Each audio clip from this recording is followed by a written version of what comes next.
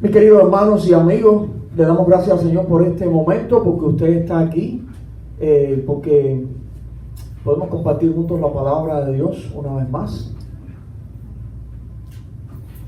Dios tiene una misión. Dios tiene una misión. Pensamos generalmente cuando hablamos de la misión como que la misión es nuestra, ¿verdad? No, la misión es de Dios. ¿Cuál es la misión de Dios en este mundo, en esta vida? La misión de Dios es salvar a la gente, salvar a las personas. Dios quiso salvarte a ti, ¿sabes para qué? Para luego enviarte al mundo en esa misma misión, en esta misma misión de salvar a la gente. Como dijimos en una ocasión, y lo vamos a repetir ahora, no vamos nosotros a salvar al mundo, pero sí tenemos la misión de contarle a otros la buena noticia. ¿Cuál es la buena noticia? Que Dios envió a su Hijo por amor para salvarlos. Porque salvar a la gente, bueno, nosotros no podemos salvarlos, pero sí tenemos la misión de contarles la buena noticia, como hemos estado hablando todo este mes. ¿Cuál es la buena noticia? Resumido para recordarlo una vez más, que Dios envió a su Hijo por amor para salvarlos. El Señor Jesús dejó a todos sus seguidores esa misión. Si tú un día empezaste a ser seguidor de Jesucristo, tú también tienes esa misión dada por Jesús. Los que escribieron los evangelios en la Biblia, Mateo, Marcos, Lucas, Juan, cada uno de ellos recogió allí el momento, o uno de los momentos, porque fueron varios, en los que Jesús le encargó a sus seguidores esta misión. Y además Lucas, cuando escribió el libro de los Hechos, también en el libro de los Hechos recuerda la misión que Jesús dejó. Lo importante de esto es que, mi querido hermano, mi querida hermana, ya sea que estás aquí o que estás viéndonos por la internet, el Señor Jesús te comisionó a ti también. El Señor Jesús te comisionó a ti también.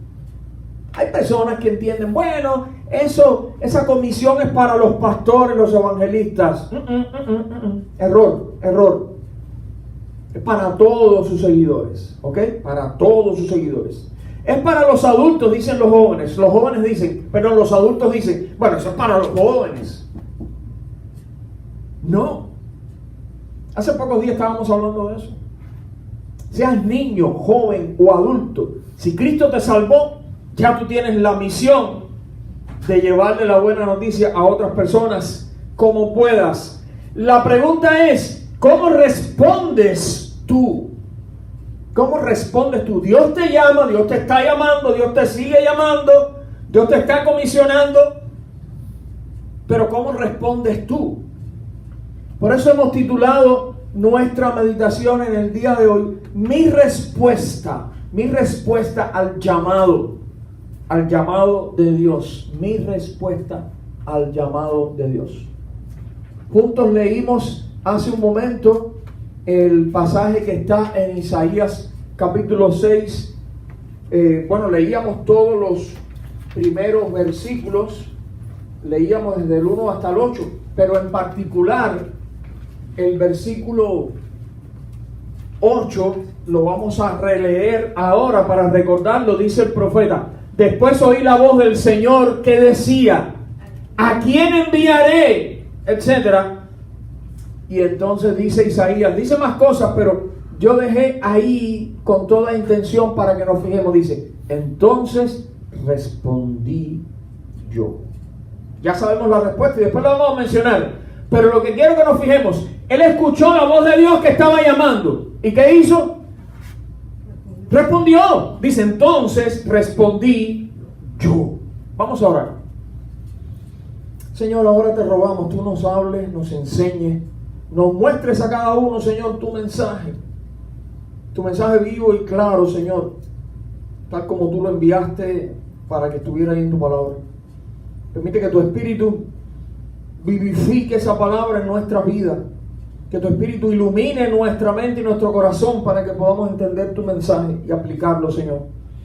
Te rogamos por los que están aquí presentes físicamente y por los que están conectados a través de la internet de la misma manera. En el nombre de Jesús. Amén. Nuestra idea principal en el día de hoy, derivado de esto mismo que estamos diciendo, es que la misión que el Señor nos dio demanda una respuesta. Fíjate, yo no voy a hablar hoy tanto de la misión que Dios nos dio. Llevamos un mes hablando de eso. Esta mañana en la clase bíblica dominical, el maestro estaba hablando de eso. Yo no voy a hablar de la misión que Dios nos dio, eso está claro. De lo que yo voy a hablar es de que esa misión demanda una respuesta. Demanda una respuesta. ¿Cuál será tu respuesta? Vamos a estar mirando algunas posibles respuestas. Algunas posibles respuestas. Tú escoges cuál va a ser tu respuesta. Pero sí, déjame decirte, algunas de estas 4, creo que son respuestas, tienes que escoger. No puedes irte de aquí diciendo, no, yo sencillamente no respondo y ya. Bueno, si escoges no responder, ya estás respondiendo una de ellas. Pero algo tienes que responder. Mira a ver cuál será tu respuesta. Aquí está la primera.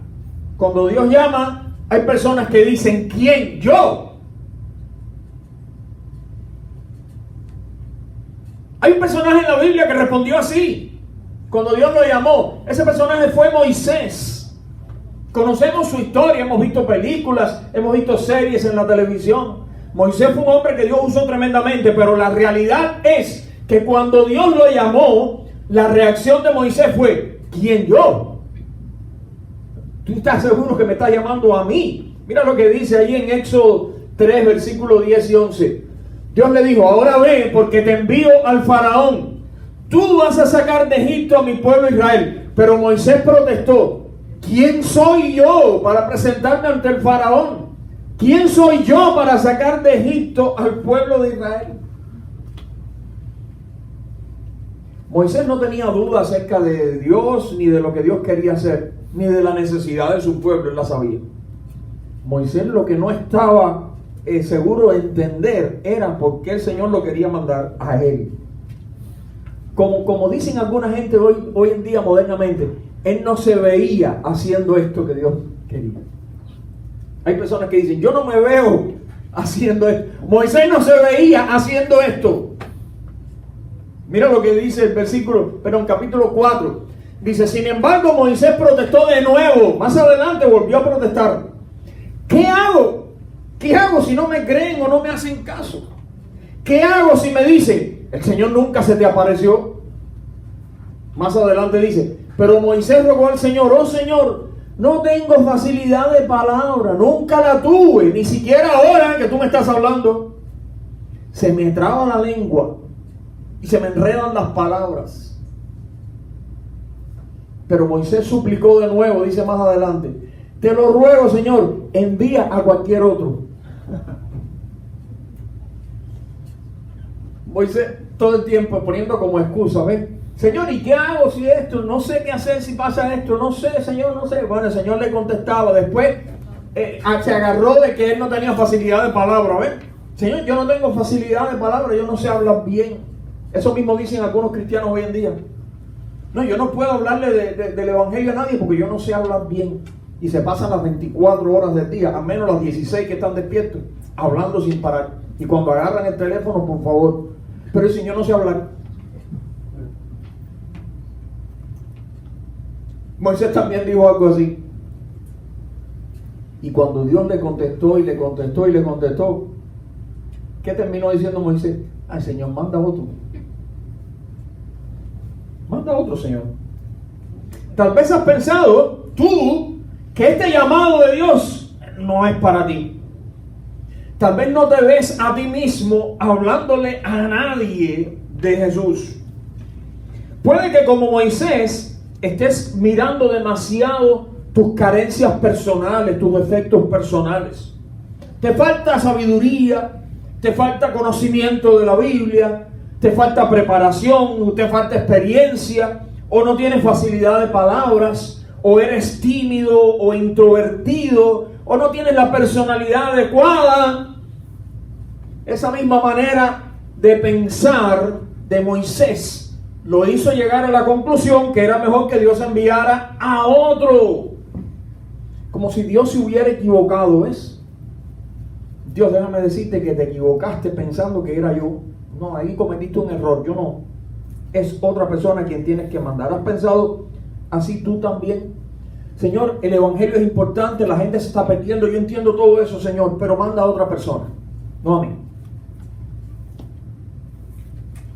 ¿Has orado tú, Señor, envía obreros a la cosecha cuando el Señor te está mandando a ti a que vayas?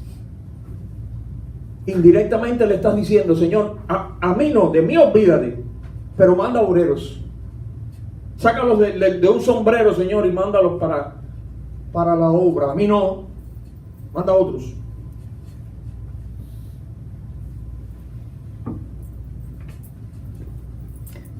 A los 28 años de edad, Gladys Aylward quiso ser misionera.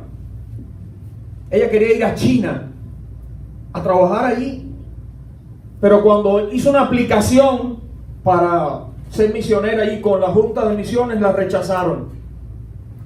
Le dijeron que tenía poca preparación académica. Era verdad, ella no había estudiado mucho, pero además le dijeron que tenía una profunda incapacidad para estudiar y aprender.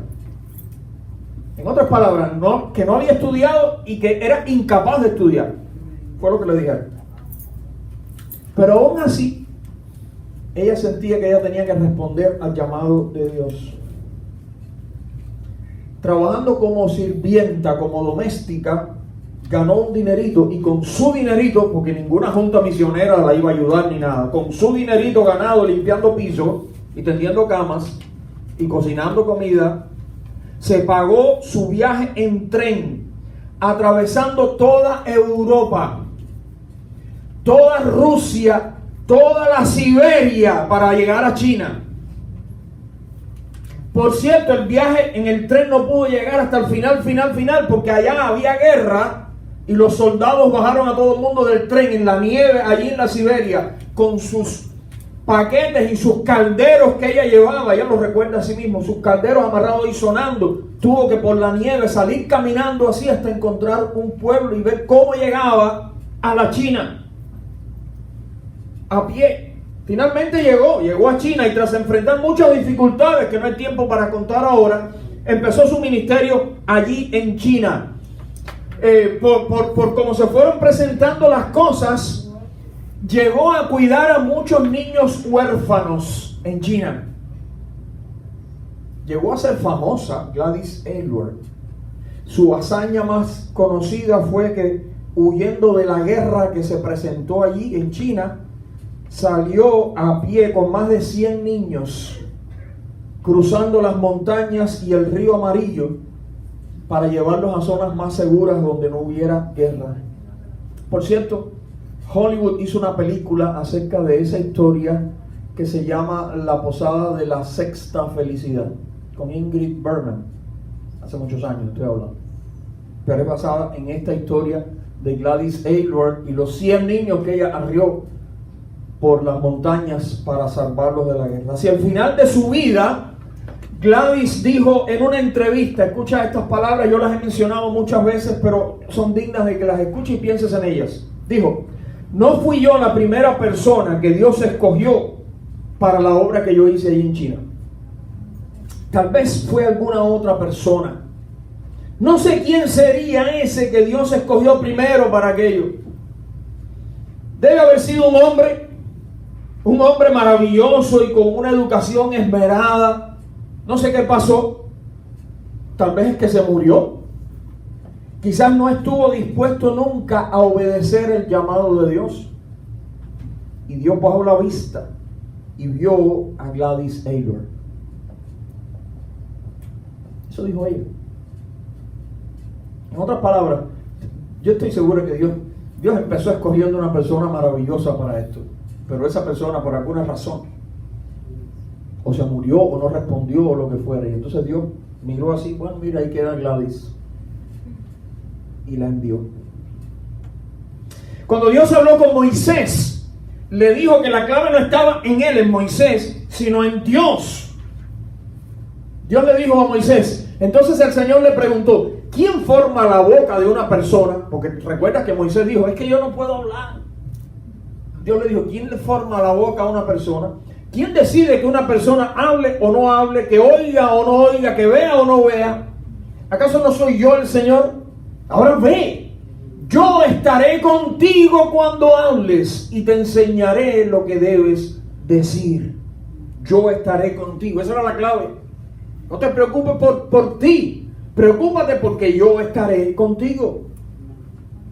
Dios decidió, dice la Biblia, escoger lo que el mundo rechaza. Lo que según el concepto de este mundo es nada. Eso quiso escoger Dios. Dios escogió a Moisés. Dios escogió a Gladys Aylward. Dios te escogió a ti, me escogió a mí. Dice Pablo a los Corintios, pues lo que en Dios puede parecer una tontería es mucho más sabio que toda sabiduría humana.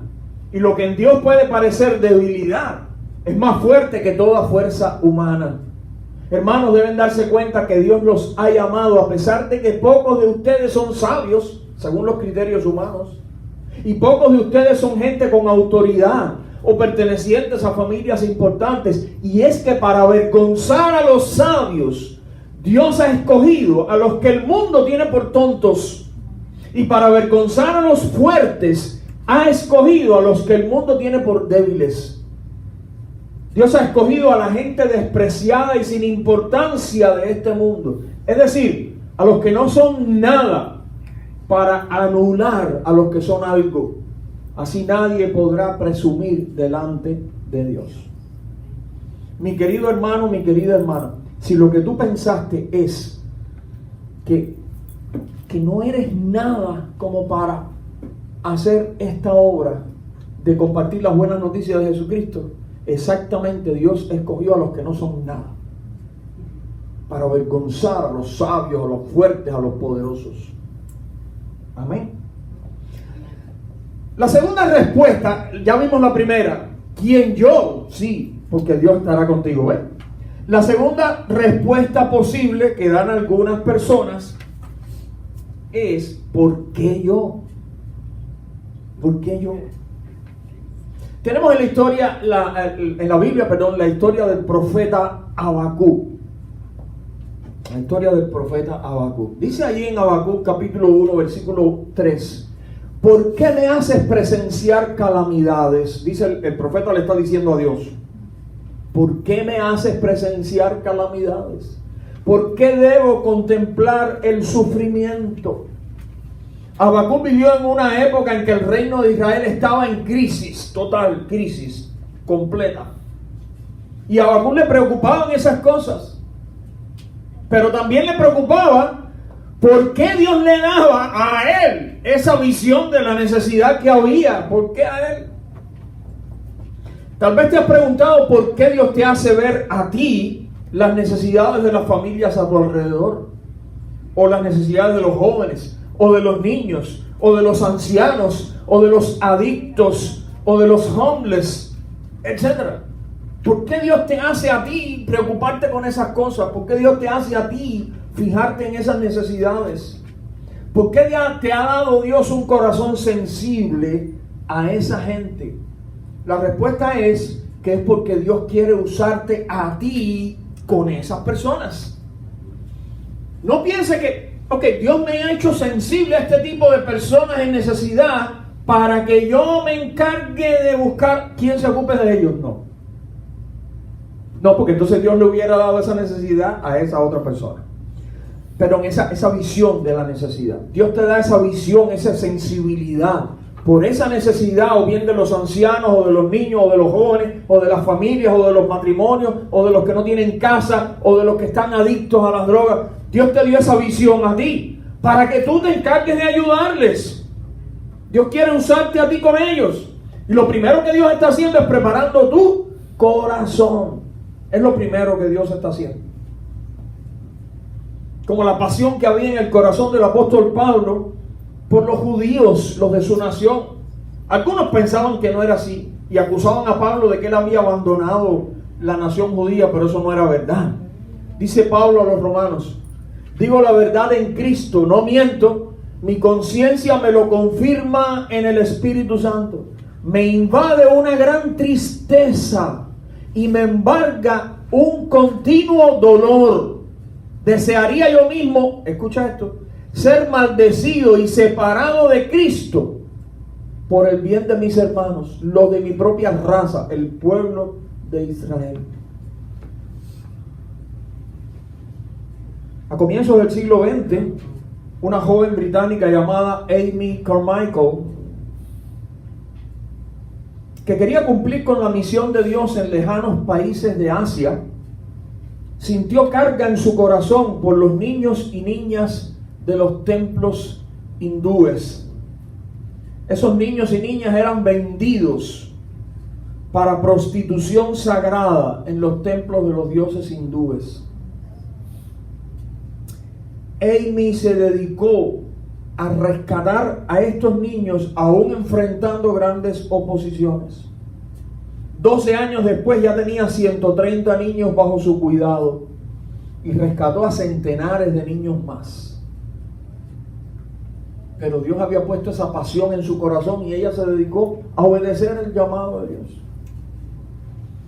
En 1958, un joven norteamericano de 27 años, pastor en una pequeñita iglesia en Pensilvania, vio en la revista Life una fotografía de 7 adolescentes. Esta era la fotografía que él vio.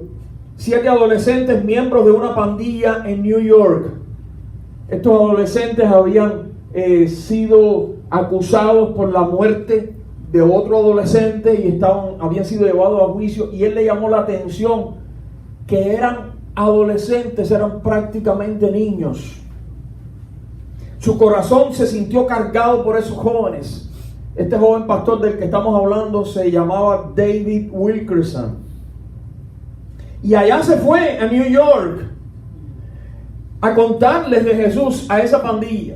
Yo no voy a contar toda la historia está en el libro que se llama La Cruz y el Puñal, y después se hizo una película en Hollywood también sobre esa historia. Pero David Wilkerson, por su pasión, comenzó un tremendo ministerio en las calles de Nueva York, que luego se convirtió en lo que se llamó Teen Challenge, un ministerio para ayudar a jóvenes adictos a las drogas que vivían muchas veces en las calles de Nueva York. Años después fundó Youth Crusades y luego un ministerio más amplio que se llamaba World Challenge, desafío mundial. A los 55 años regresó a Nueva York para fundar una iglesia llamada Times Square Church. O sea, ahí en Times Square, este lugar tan céntrico en Manhattan, en New York. Murió hace pocos años este siervo de Dios, después de haber ganado cientos y cientos de personas, la mayoría de ellos jóvenes en pandillas, en gangs, en las calles de Nueva York. Uno de los que él ganó, que fue el de la historia de La Cruz y el Puñal, fue Nicky Cruz, un jovencito de origen puertorriqueño, que a su vez después él también comenzó un ministerio para ayudar a otros jóvenes enredados en las drogas y demás, y hasta el día de hoy, porque él sí está vivo, sigue trabajando y sirviendo y ayudando a los demás en ese aspecto. ¿Qué ha puesto Dios en tu corazón? ¿Qué es lo que ha puesto? Yo no sé lo que ha puesto, pero ¿qué es lo que Él ha puesto en tu corazón? No te preguntes ¿por qué yo? Ya sabes por qué. Probablemente esa es la manera en que Dios te ha estado preparando para tu misión, poniendo esa pasión en tu corazón por algunas personas. La tercera posible respuesta, la tercera respuesta que otros dan es: yo no. Fíjate, la primera respuesta era yo. Era ¿quién yo? La segunda era ¿por qué yo? Y esta es yo no. Yo no. En la Biblia hubo uno que también respondió así. ¿Te acuerdas que cuando Dios lo llamó dijo definitivamente no way? ¿Quién fue? Jonás. ¿Quién se acordó de Jonás? ¿Quién fue? Es que con las caras tapadas no veo quién dice nada. Ok, fue Jonás. Dice Jonás en su libro, en el capítulo 1, el Señor le dio el siguiente mensaje a Jonás, hijo de Amitai: levántate y ve a la gran ciudad de Nínive, pronuncia mi juicio contra ella, porque he visto qué perversa es su gente. Entonces Jonás se levantó y se fue en dirección contraria para huir del Señor. No hay otro caso como ese en la Biblia, así tan notable, ¿verdad? Definitivamente no le interesaba esa misión, no quería ser parte de ella y se fue en dirección contraria. Definitivamente hay cristianos hoy que por deficiencias espirituales, por deficiencias teológicas o sociales o personales, no están interesados en esta misión que el Señor Jesús nos encargó a todos nosotros. No les interesa. Algunos incluso creen que si se entretienen en hacer otra cosa en la obra del Señor, otra cosa, ya lograron zafarle el cuerpo a la responsabilidad de compartir el Evangelio. Por ejemplo, voy a poner un ejemplo hipotético. Yo no tengo que predicar el Evangelio. Allá Eladio y José Luis y Mireya, porque yo, como soy músico, lo mío es tocar el piano, ¿entiendes? Ya mi parte es esa. Predicar es para ellos y lo mío es el piano. Otros dicen, no, lo mío es la cocina y las meriendas y las comidas, eso. Yo allí sirvo al Señor y ese es mi ministerio. Lo de predicar se encargan entonces otros. No, eso es un error. Eso es hacer como Jonás, huir del llamado de Dios. No olvidemos, fíjate para que entiendan la diferencia, el servicio que tú hagas en la obra de Dios, en el piano, en la cocina, donde sea, dependerá de los dones y talentos que Dios te dio. Si te dio talento para la música, pues ahí tú servirás. Si te dio talento para la cocina, allí tú servirás. Pero el contarles a otros de Jesús es responsabilidad de todos sus seguidores. Lo voy a decir otra vez. El contarles a otros de Jesús es responsabilidad, diga responsabilidad, de todos sus seguidores. Eso no tiene nada que ver con los dones y talentos. Porque hay personas que dicen, yo no le hablo a nadie de Jesucristo porque ese no es mi don. Perdona, excuse me. Los dones para otra cosa. Hablarle a otros de Jesucristo no tiene que ver con eso. Es responsabilidad de todos los seguidores de Cristo. Punto. Jonás decidió escapar de su misión. Huir del Señor. Como si eso fuera posible, ¿eh? Huir del Señor. ¿A quién se le ocurre? Al final sabemos que no le fue bien. Sabemos de la tormenta y todo. Hasta los marineros impíos que iban en el barco se dieron cuenta que algo malo estaba pasando. Jonás pudo haber muerto en aquella tempestad, ¿saben? Estuvo a punto. Pero Dios tuvo misericordia de él y le dio una segunda oportunidad. Al final, Jonás, aún sin entender mucho y sin quererlo mucho, tuvo que cumplir con la misión de Dios. ¿Y sabes qué? Tuvo tremendo éxito. ¿Te has puesto a pensar que en la Biblia no hay un profeta, predicador, misionero que haya tenido un éxito tan rotundo como Jonás? Porque la ciudad entera, repita entera, se arrepintió, buscó al Señor. Desde el rey o lo que fuera para abajo. Fíjate que el rey dijo, aquí hasta los animales tienen que hacer ayuno ahora, arriba, todo el mundo aquí. A ver si Dios nos perdona y nos libra del castigo. Dice en Jonás, capítulo 3, el día que Jonás entró en la ciudad, proclamó a la multitud, dentro de 40 días Nínive será destruida. Entonces la gente de Nínive creyó el mensaje de Dios, y desde el más importante hasta el menos importante declararon ayuno y se vistieron de tela áspera en señal de remordimiento. Cuando el rey de Nínive oyó lo que Jonás decía, bajó de su trono y se quitó sus vestiduras reales, se vistió de tela áspera y se sentó sobre un montón de cenizas en señal de arrepentimiento. O sea, la gente se arrepintió y la gente creyó en el mensaje. Mira, eso no pasó con otros profetas, ¿qué te parece? ¿Tú sabes cuándo se arrepintieron? Cuando Jeremías predicó. Jeremías se cree que predicó como 60 años. ¿Sabes cuántos se arrepintieron y creyeron a lo que les decía Jeremías? Ni uno. ¿Cuál fue el porciento de éxito que tuvo Jeremías? Éxito desde el punto de vista humano, ¿ok? Porque su éxito estuvo en que fue obediente y fue fiel. That's it. Pero desde el punto de vista humano, ¿cuál fue el porciento de éxito de Jeremías? 0. Desde el punto de vista de Dios, 100%, porque él fue fiel. Desde ese mismo punto de vista, ¿cuál fue el porciento de éxito de Jonás en Nínive? 100%. Y si contamos los animales, nos pasamos del 100%, porque eso no estaba en la cuenta. ¿Ok? El misionero de más rotundo éxito en toda la historia. Y empezó negándose,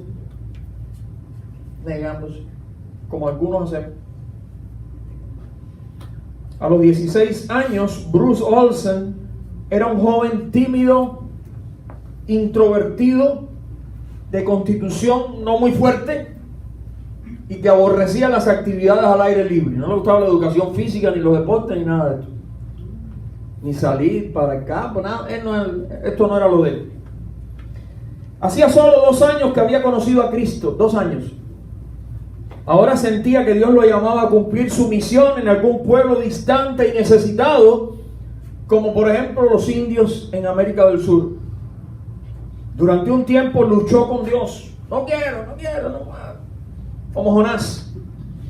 Trataba de justificarse pensando que ya él estaba sirviendo en mi propio medio en la ciudad de Minneapolis. Su sueño era ser un lingüista, profesor de idiomas, porque eso es lo que le gustaba a él, y sacar un doctorado en filología. Él mismo dice que él oraba diciendo: ¿por qué no puedo servirte aquí mismo? Esos misioneros son ridículos, son unos fracasados. Como no pueden lograr nada en una vida normal, se meten a misioneros. ¿Por qué tengo que ir a trabajar entre gente desnuda y muerta de hambre? Eso es lo que él oraba y le decía al Señor. Un tiempo después, como el Señor siguió insistiendo, este joven aplicó a una junta misionera que trabajaba en Venezuela. Ok, yo voy a aplicar. Aplicó ahí. Y la junta lo rechazó. Qué contento se puso Bruce Olsen. Daba brincos y todo. Agarraba el papel de rechazo. Y daba brincos y todo. Porque no quería ir. Y como al final, bueno, aplicó, pero ahora lo rechazaron, ya tenía, ¿qué cosa? La excusa. Ya. Mira, Señor, mira lo que dice el papel. Rechazado. Yo traté. Pero vinieron nuevas luchas con Dios. Recuerdo, no lo tengo escrito aquí, pero como el libro lo he leído varias veces, recuerdo que Dios le dijo: ellos te rechazaron, yo no. Finalmente se convenció de que el Señor quería que él fuera a Sudamérica siguiendo a Cristo solo, no buscando apoyo de ninguna junta misionera. Ahora, eso quiere decir, si tú no te has entendido, que nadie le iba a pagar un centavo. Ni le iban a pagar el viaje, ni le iban a pagar un centavo allí, ni le iban a sostener, ni iban a cuidar de él. ¿Ok? Porque iba solo. Sin sostén de nadie, con 30 centavos en el bolsillo y con hambre, sabiendo unos cuantos idiomas, pero no sabía español. Comenzó su viaje, que terminaría en la selva, en la frontera entre Colombia y Venezuela, en una tribu de indios llamados motilones, que hasta ese momento vivían aislados del resto del mundo. Por cierto, su primer encuentro con los motilones fue que por poco lo mataron. O sea, lo intentaron matar, lo que pasa es que él sobrevivió, pero eso fue su encuentro.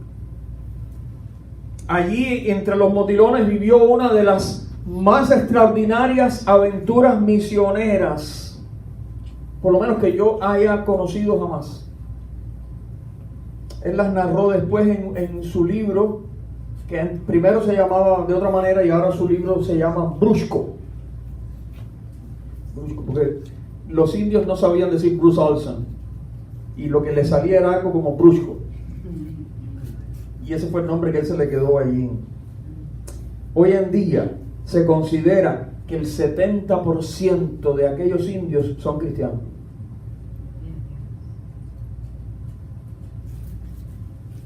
Finalmente, para terminar, la otra posible respuesta, fíjate, la primera era, ¿quién yo? Como Moisés, ¿ve? La segunda era, ¿por qué yo? Como Habacuc. La tercera, que la vimos ahora mismo allí como Jonás, era yo no. Y la cuarta respuesta, que esta debía ser nuestra respuesta, era, aquí estoy yo. Aquí estoy yo. Esa respuesta fue la que dio Isaías. La historia que leímos juntos al principio y todo lo demás. Allí en Isaías capítulo 6, dice, después oí que el Señor preguntaba, ¿a quién enviaré como mensajero a este pueblo? ¿Quién irá por nosotros? Aquí estoy yo, le dije, envíame a mí. Oye, Isaías no dijo como los otros, ¿verdad? Isaías no dijo, bueno, Señor, pero yo, ¿tú estás seguro? No, Isaías no dijo, no, Señor, manda a otro. Yo voy a orar para que aparezca una persona dispuesta. ¿Por qué tú me hablas de esto a mí, Señor? No, Señor, yo no. Isaías respondió, aquí estoy yo. Aquí estoy yo. Después de tener un encuentro con el Señor y con su pecado, porque si leíste la historia, recordarás o la escuchaste cuando lo leímos al principio, que lo primero que le llamó la atención a Isaías fue que Dios es santo, santo, santo y grande y soberano, y que él era, ¿qué cosa? Pecador, dice, inmundo de labios. Después de tener un encuentro con el Señor y con su pecado, y después de ser perdonado, oyó la voz del Señor y respondió enseguida. Él mismo se ofreció. El Señor no le dijo directamente, Isaías, te estoy enviando a hacer esto. No. El Señor preguntó delante de Isaías, no, pero preguntó, ¿a quién enviaré? ¿Quién irá? Pero Isaías entendió clarito que él tenía que responder. ¿Y cómo dijo? Aquí estoy yo. Porque eso fue el resultado de una genuina experiencia con Dios. ¿Sabes qué nos pasa hoy en día como cristianos? Que la mayor parte de los cristianos no tenemos ni hemos tenido una experiencia verdadera con Dios. No la tenemos o no la hemos tenido. Y no sabemos nada realmente de la santidad de Dios, de la grandeza de Dios, de la inmundicia de nuestro propio pecado y de la necesidad de la gente, no de Dios, de la gente, de que nosotros les contemos acerca de Jesucristo. No sabemos nada de eso porque no hemos tenido una experiencia con Dios. Venimos a la iglesia, cantamos, oramos cuando vamos a comer en la casa, no sé qué, confiando en Dios. Señor, cuando salgo a la calle, Señor, bendíceme, ayuda, pero no hemos tenido una experiencia verdadera con Dios. Sigo en mi pecado, ¿entiendes? Le busco justificaciones, le busco excusas para continuar en él. Como si a Dios no le importara. No, es a mí el que no me importa. ¿Entiendes? A Dios sí le importa. Y así vivimos muchos cristianos hoy. Pero Isaías no. Isaías tuvo una experiencia genuina con Dios. Esa es la cosa. Hay que empezar por tener una experiencia personal con el Señor. Yo te reto, te desafío, te llamo en el nombre del Señor a que tú busques tener una experiencia real, genuina con Dios. No aquí ahora que estamos juntos, no. Como dicen otros, aquí todo el mundo es cristiano. Cuando salgas aquí, estés en tu casa, allí, tráncate en tu habitación y busca tener una experiencia genuina y sincera con Dios. Una que te haga ver a Dios y conocerlo de cerca. que te haga ver tu propia condición, tu propio pecado, y que te haga ver la condición de tu comunidad y te haga buscar el perdón y la gracia de Dios. Después vendrá la respuesta auténtica como la de Isaías: aquí estoy yo, envíame a mí. ¿Será esta tu historia? Aquí no te voy a mencionar ningún hombre, ninguna mujer de este tiempo, porque aquí es donde encajaría ahora la historia tuya. ¿Será esta tu historia? Concluyendo, Jesucristo nos dio claramente una misión. La misión de contarles a otros la buena noticia de que Dios envió a su Hijo por amor para salvarlos. Como decíamos al principio, la misión que el Señor nos dio demanda una respuesta. ¿Cuál será tu respuesta? ¿Cuál será tu respuesta? El Señor te bendiga y tú puedas responder, pero responder correctamente. Amén.